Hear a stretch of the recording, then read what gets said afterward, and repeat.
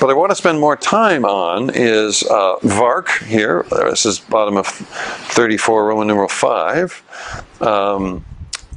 This is just one of the many ways to kind of categorize this. This is a very common one worldwide and has a ton of data behind it. The work primarily of a New Zealand professor of education named Neil Fleming. So this is VARK. Sounds like what a dog does. It is an acronym. I'm going to show you that right now. So if you look at page 35, in my little chart there, visual, oral, read, as in read, write, kinesthetic. So these are, in a sense, patterns of learning or learning styles. No one person fits these completely. And this is what he wants to talk about as preferences. There's a tool that you can go online and actually do this as a sort of self-scoring exercise that I put on page 34, that vark-learn.com. You can go there and do this. Preferably not right at the moment. Maybe later. Maybe while you're eating your glorious lunch that Pakwa is providing for you, or as you crash the wedding downstairs. It would be worth to do this. So the 4 categories, page 35, those that have a more visual preference, right? You're going to be people who like having things on the board. You're going to be drawing things in your notes. Somebody last week was actually doing a mind map of the class as they went. Was that any of you? Are you willing to admit to that? Maybe that person's not here, right? Was it over there? It does exist? True confessions. Okay. So probably more of a visual learner. Yep.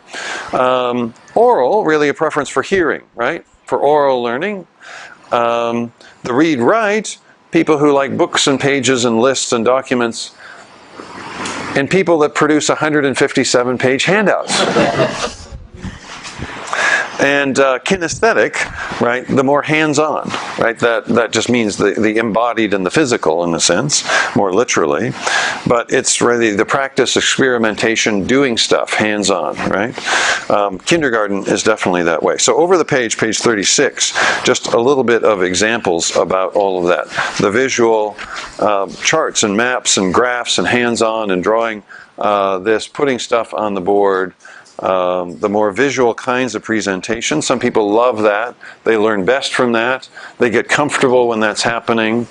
These are the people who wish I had even more visual stuff and less of my, sort of ABCDs, right?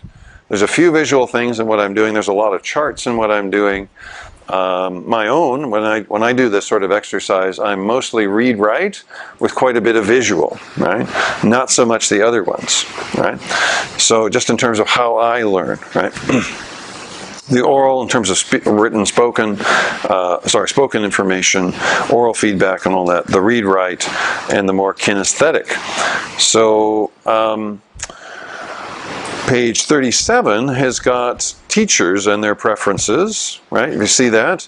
Teachers who line up with those different preferences prefer to, and then direct students to do some of the following kinds of things. Right, we just fell out of the sky. Okay. I just have to be careful not to touch this fine contraption, and it'll be good. So your own preferences and what you get students to do, right? So the point there that I would make is, yes, different teachers have different preferences. And the theme here in this section is know thyself. Okay? So this is about the dance, if I could call it that, between teacher preferences and student preferences. I want to suggest it is something of a dance. Because you as a teacher need to be yourself, and you're going to have certain strengths. Learners are going to have other strengths, and maybe they'll line up with yours or maybe they won't.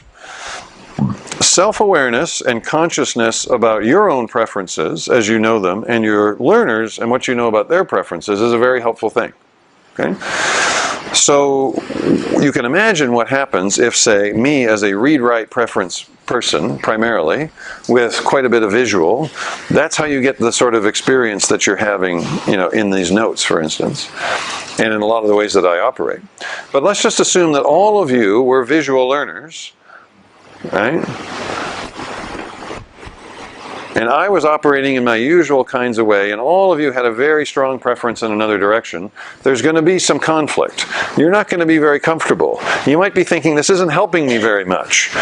You might be thinking, couldn't he actually come a little bit further in our direction to accommodate our particular preferences, comforts? Because I'm going to learn better or more or faster or easier if a little bit more of this is accommodated to some of my preferences. Okay? So I think that there's a dance. Okay? I'm not suggesting you simply take a poll, because we can't, if all of you are very strong V preference people, I may not just have the skills to completely jump over into everything that would be wonderful about your way of operating, right? There's always a certain movement in a certain direction. Typically, because of the way that classes operate, teachers are the ones that set the agenda and put the methods in place. So you're asking the learners to accommodate your particular pattern of operating, whatever that chosen pattern is. Right? It's really what you're doing. Sub-theme, there's a power dynamic there that you need to be aware of. Okay? There's a certain kind of benevolent coercion, could I call it, in the classroom. Benevolent coercion, one hopes. But in other words, you just have a certain pattern. The class is going to have a certain shape. How much of that is negotiable with your learners? How much of that are you setting and sticking to? How much does it matter what you learn about the people that you're working with, and can you adjust over time? Right? All those are really good questions from my standpoint. The more you know about your own preference, the better. The more you know about your learners' preferences, the better. Okay? So, there would be certain ways that you would tend to operate as a teacher, and certain kinds of things that you would have students do according to those preferences. This is page 37. Okay? Very practical stuff. Look at page 38. VARK described and applied. Right? Point 1 is the key thing. Teachers who adapt to the styles preferred by their students will facilitate more learning than teachers who use strategies based on their own preferences, what he calls matching, and he's written a lot about matching. Okay? At a certain level it makes common sense, but at a certain level it's actually a very radical idea. It's not typically what we have done in a lot of education, in a lot of places in the world. Right? One of the things I like about that is, notice the key idea in the whole structure there is more learning. Back to this, right? Back to my approach, which is I want to do the things that maximize and deepen and strengthen learning. I want learning to happen maximally, right? That's what I'm on about. And that may mean that there's got to be some coming together in this matching exercise between teacher preferences and learner preferences. Okay? You with me? So I want learning to happen. What's going to make for learning to happen is not that everybody conforms to me and my preferences, not that I conform to everybody else's preferences, but probably that we find some sort of way to accommodate one another within reason. To teach, the next point he makes here, to teach each concept in several ways, so that if a student does not understand it one way, they may catch on with a second or later presentation. It's just good wisdom, right? And we're going to look in a minute at how some of that works its way out in multiple intelligences, because the multiple intelligences lens gives you some ways to do that. That's really fun, actually. One of the things that I wanted to point out, and this is sort of in the kind of true confessions category, point 4 here, his researchers have got tens of thousands of people have now done this work with him and taken the survey and gathered all this data and so on. Read-write is the strongest preference for teachers and students, partially because the system has been rigged that way. It's been set up that way, right? And so the learning world is made for those with the read-write preference. But what if you don't have that, right? I've had a student at Regent over the last few years who's dyslexic. And she's very, very smart, and she's done actually very well at Regent despite many obstacles that she's overcome in being dyslexic. But see, what she struggles with is the system is still set up for a read-write preference that's really hard for her to manage, right? And so toward the end of her experience at Regent, we had this really interesting conversation, and I said to her, well, what would Regent be like if you had actually redone the whole thing where people understood what your issues were? And she burst into tears. Right? So that's the reality, right? We do have certain capacities, we have certain ways that we've been made, and what are we teaching? Who are we teaching? Right? How do we accommodate the learner's needs and styles and preferences? The dyslexic case is a very extreme example, right? But the system is rigged towards a read-write preference. Look at the bottom one here.